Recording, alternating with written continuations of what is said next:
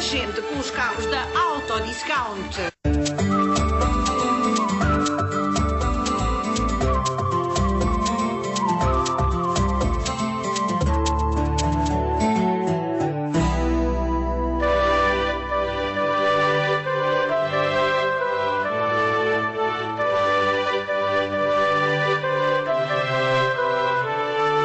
A 28 km a norte de Lisboa, na zona litoral, situa-se a deslumbrante Serra de Sintra.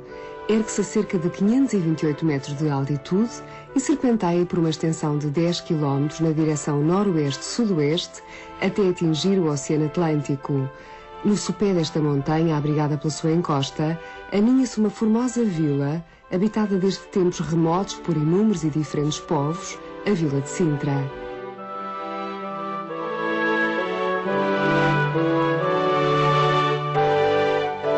Em Sintra, o homem e a natureza, associados no fluir histórico, criaram um cenário de extrema beleza e raridade, único no mundo.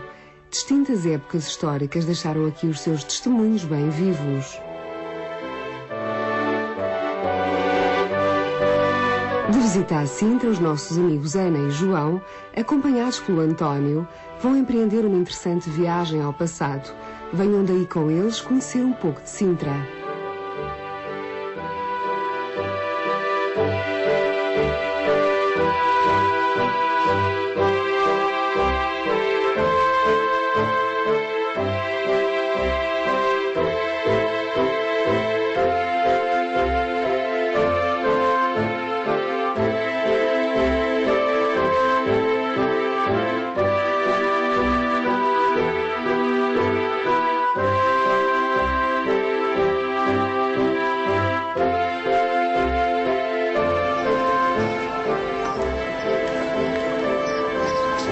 Olha ali, ali no cimo da serra, lá no alto. Aquilo ali é o Castelo dos Mouros. Uau, fabuloso. Que cenário deslumbrante. Parece que se de um conto de fadas, não é? Tem assim o seu quê de mágico. Olha, e faz lembrar aquelas lendas medievais das Mouras Encantadas. Não, mas se achas mágico, espera até chegares lá em cima, quando vires a vista, a profundidade da serra e ao fundo o mar. Olha, António, e o outro palácio de que nos falaste? Um que também fica no alto de uma colina e disseste que também íamos visitar. Qual, o da Pena ou de Setiais? Não sei, fica no alto de uma colina. Ah, o Palácio da Pena. Esse fica num outro cume, ligeiramente mais acima, mas não conseguimos vê-lo daqui.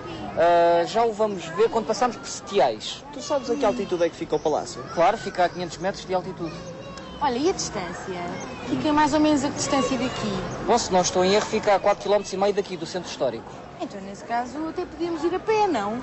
Quanto tempo se demora a chegar lá acima? Bem, a pé, sempre a andar, leva cerca de meia hora.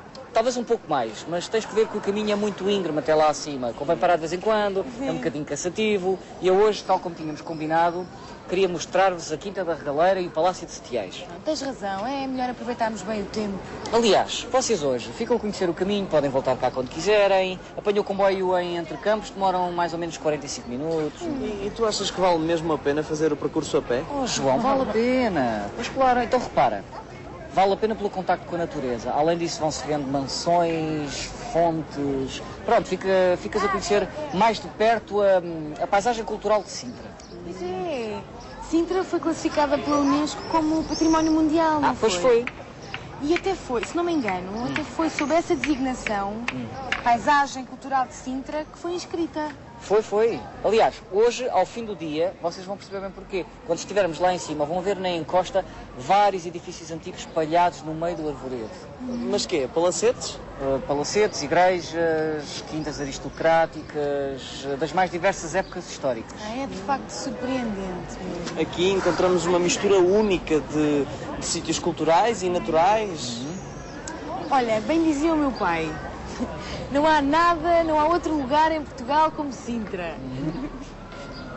Bem, mas está a começar a fazer-se tarde. Temos de começar a nossa visita. Sim. O que é que vamos ver primeiro? Talvez seja melhor começarmos aqui pelo centro histórico, não? Sim, vamos começar aqui pela Vila Velha. Desenvolveu-se muito na Idade Média. Aliás, vocês vão ver bastantes ruas estreitas, construídas em declives, com escadinhas, becos... Marcas da presença muçulmana, não? Parece que sim, afinal os árabes estiveram aqui mais de 4 séculos. Sim, António, e o Castelo dos Mouros? O Castelo dos Mouros foi construído pelos árabes, não foi? Bom, pelo menos foi dominado por eles até...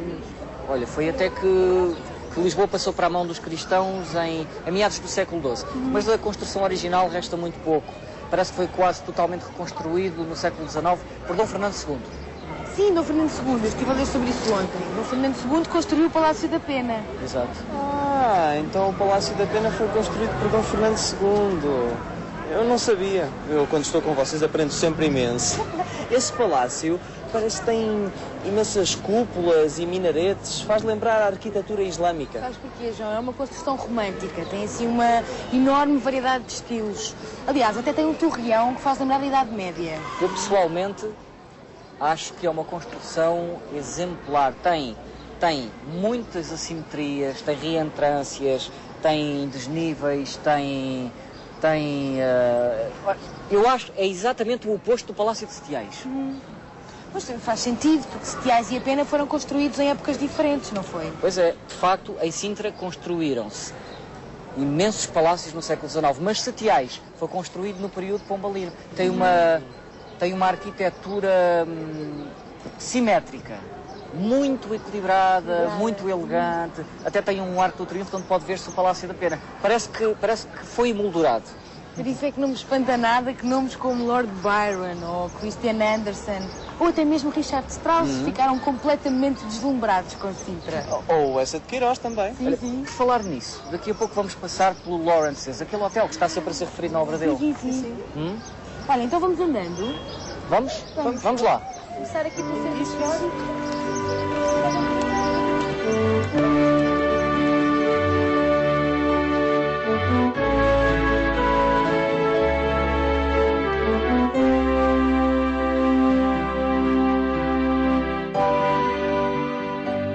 Bem-vindo a mais um Falamos Português. Hoje a Ana, o João e o António foram passear a Sintra. Ao conversarem, vão referindo situações relacionadas com o que observam. Vamos aprender a referir situações através de conjugações verbais diferentes, tradicionalmente designadas voz ativa e voz passiva.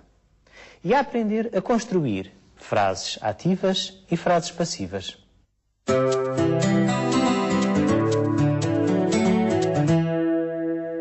Se estiveram atentos à conversa dos nossos amigos, viram que a Ana e o João se referem, por exemplo, à construção do Palácio da Pena por Dom Fernando II, através de construções frásicas diferentes, em que o verbo aparece numa conjugação diferente, embora tais frases transmitam, no essencial, a mesma ideia. Dom Fernando II construiu o Palácio da Pena. Exato. Então o Palácio da Pena foi construído por Dom Fernando II. As frases proferidas pela Ana e pelo João mostram-nos que a ação expressa pelo verbo pode ser perspectivada de uma forma ativa ou de uma forma passiva.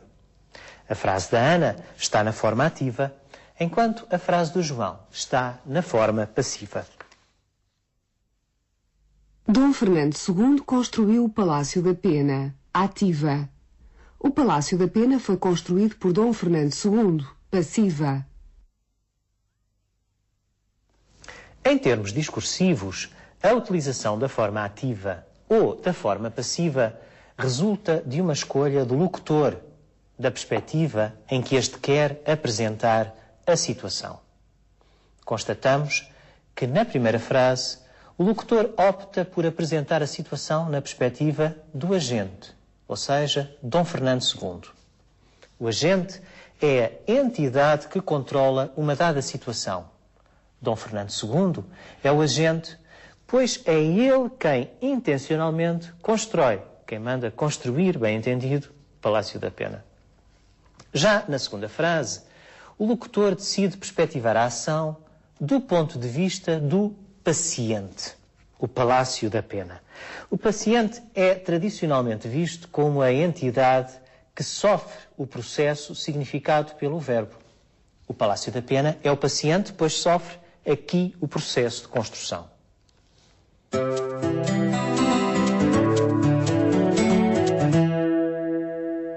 A fim de compreendermos as transformações que ocorrem da forma ativa para a passiva, comecemos por analisar uma construção ativa. Dom Fernando II, sujeito, construiu o Palácio da Pena, complemento direto. Nesta frase ativa, temos naturalmente um elemento que desempenha a relação gramatical de sujeito. O sujeito é a entidade acerca da qual se faz uma afirmação e, neste caso, permite responder à pergunta quem? Quem construiu o Palácio da Pena? Dom Fernando II. Portanto, Dom Fernando II é o sujeito gramatical da frase. O que é que construiu Dom Fernando II? O Palácio da Pena. Então, o Palácio da Pena é o complemento direto ou objeto direto. O verbo construir é um verbo transitivo direto, pois, como vemos, seleciona um complemento direto que ocorre à sua direita.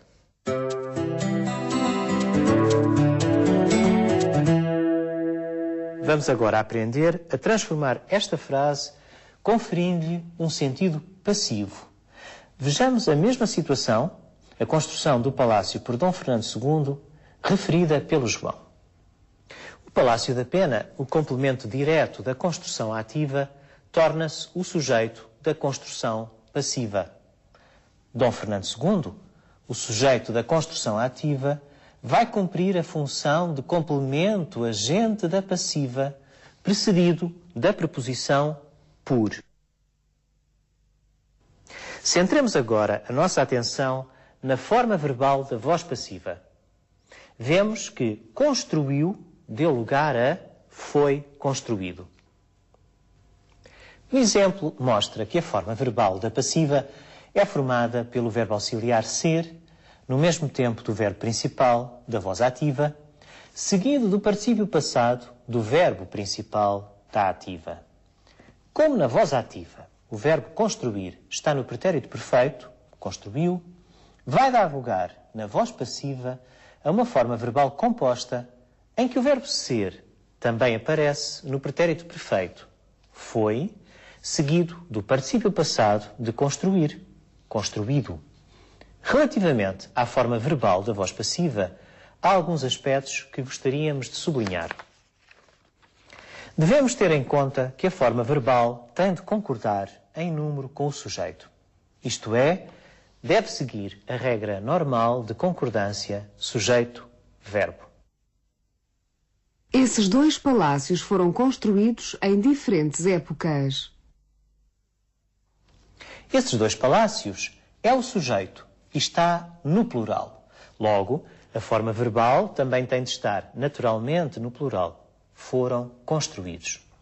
No caso de verbos com particípios duplos, é o particípio irregular, a forma forte, que em geral ocorre nas construções passivas. Por exemplo, o menino foi salvo pelo bombeiro.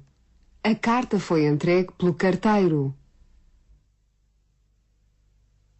O menino foi salvo pelo bombeiro. Nunca foi salvado. A carta foi entregue pelo carteiro. Nunca foi entregada. É muito importante realçar que a transformação da voz ativa para a voz passiva só pode ocorrer quando existe nela um complemento direto. Isto é, quando o verbo principal da frase ativa é um verbo transitivo direto ou transitivo direto e indireto. Verbos que selecionam complemento direto e indireto.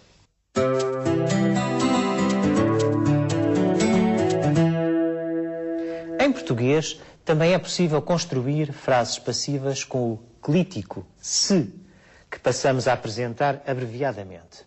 Na tradição gramatical, estas passivas recebem o nome de passivas reflexas ou passivas pronominais. Sabem, de facto aqui em Sintra construíram-se imensos palácios no século XIX.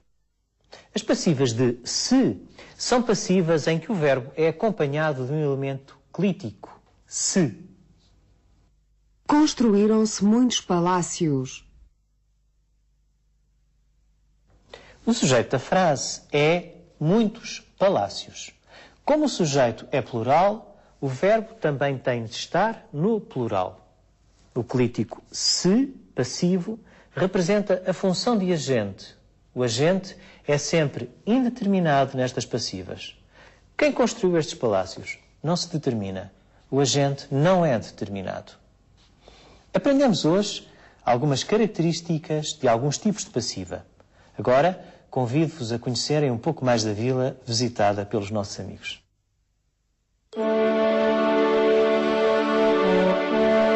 A surpreendente paisagem natural do concelho de Sintra é constituída por diversas zonas de características distintas: a faixa costeira, a zona agrícola e a Serra de Sintra.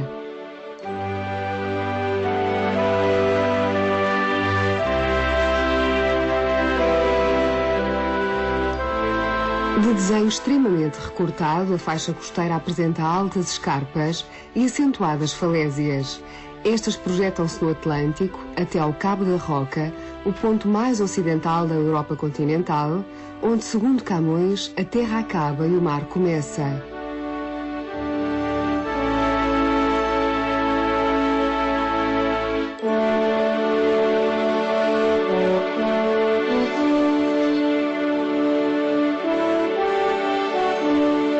A norte do Cabo da Roca, em frente das arribas rochosas, surgem línguas de fina areia, formando maravilhosas baías e praias muito procuradas no verão. As Azenhas do Mar, a Praia das Maçãs, a Praia Grande, são alguns dos exemplos destas praias. Os mares que banham as costas de Sintra são bastante favoráveis à prática de desportos náuticos como o surf e o bodyboard. No suave relevo dos férteis terrenos agrícolas, desenvolveram-se pequenas aldeias e vilas como Polares, Almoçagene, Mocifal, que emprestam um pitoresco muito próprio à região.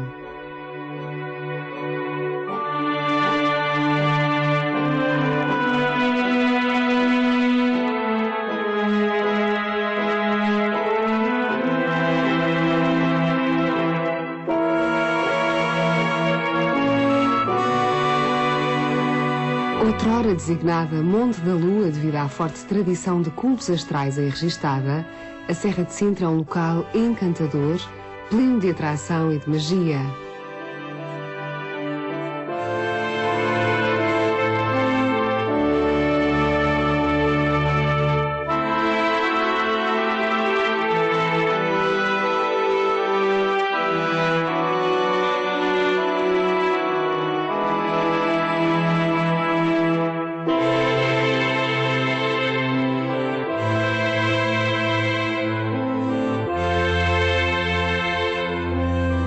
Nela destacam-se dois tipos de paisagem: o grande jardim denso mato de frondoso e verdejante arvoredo e a Serra Brava, área de matas e clareiras de pequenos arbustos.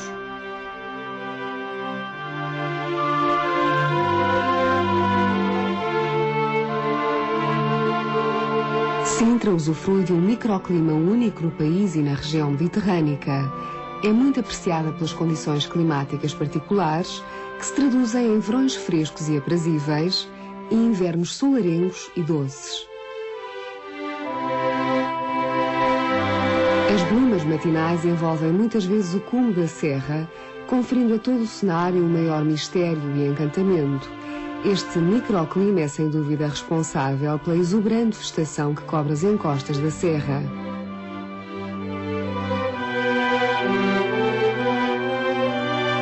Ao longo dos tempos, a corte e a nobreza foram procurando Sintra como local de descanso e de lazer. Num enquadramento natural grandioso e soberbo, foram construindo na vila e na vertente norte da serrania os seus majestosos palacetes e quintas, de estilos artísticos marcados.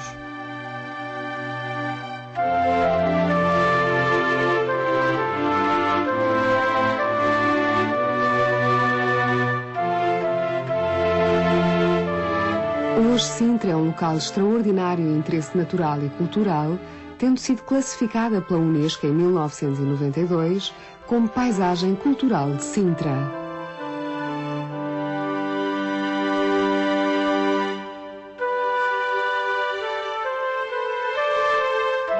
Em Sintra são visíveis marcas das diversas etapas da história do homem e do próprio planeta.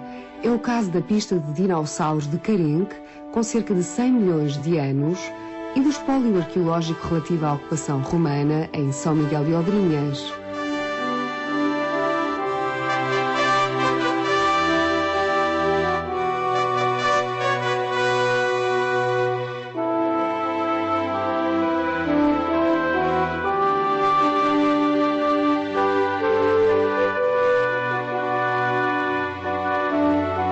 O Castelo dos Mouros, edificado num dos cumes rochosos da Serra, provavelmente no século VIII, é um testemunho da presença muçulmana.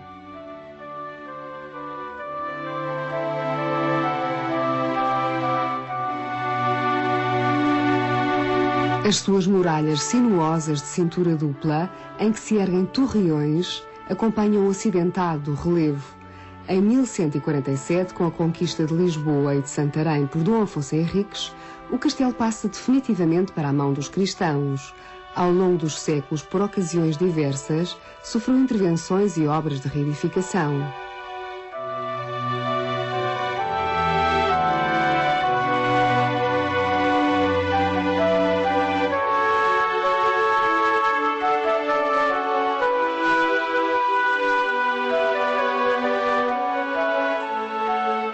Localizado na Vila Velha, no centro histórico de Sintra, o Paço Real é um notável conjunto arquitetónico. Foi mandado construir no século XV por Dom João I, a partir de um corpo central existente. Obedecendo às irregularidades do terreno, foram sendo acrescentadas outras partes ao longo de diversos períodos históricos, sendo de destacar a intervenção de Dom Manuel I. No edifício elevam-se duas enormes chaminés cônicas, verdadeiro ex-libris da vila. Do conjunto desprende-se uma imagem de exotismo e de franca assimetria que não compromete a harmonia geral.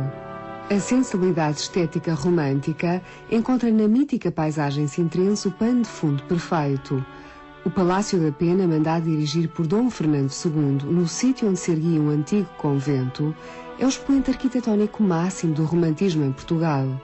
De cunho revivalista, demonstra o gosto pelo exótico e pelo orientalizante.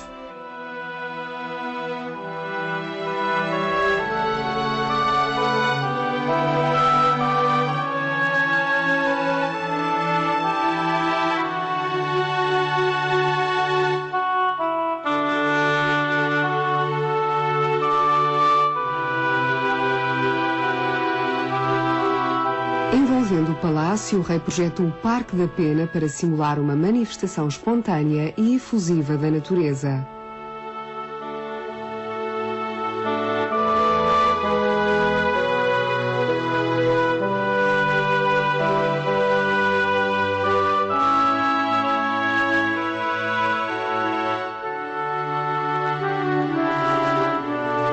A Quinta da Regaleira é uma clara evocação do passado áureo dos descobrimentos portugueses.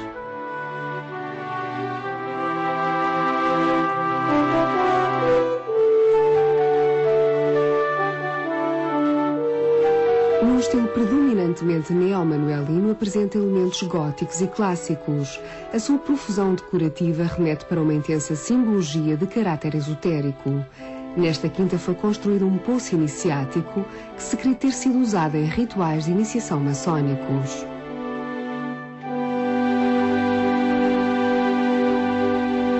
Foram inúmeras as figuras históricas que se renderam ao deslumbramento de Sintra. Lord Byron, que aqui viveu em meados do século XIX, chamou-lhe o glorioso Éden. Hans Christian Andersen também aí vislumbrou a sua querida Dinamarca. As indizíveis maravilhas de Sintra impressionam de forma marcante todos os que por aí passam.